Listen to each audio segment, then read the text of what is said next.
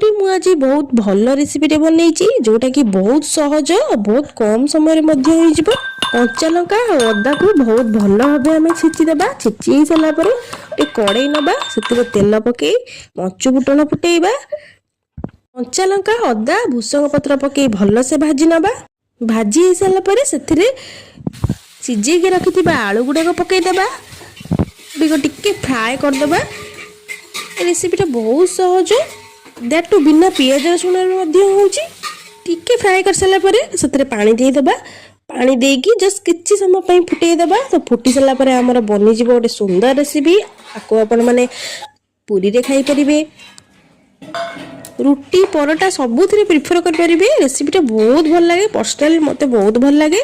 तो मु एटा पूरी रे बनईची। पूरी सहित खाया पे टिके बेसी भल लगे जेहेतु एटा बिना पियाज रसुण हेउची बहुत टेस्टी लगे।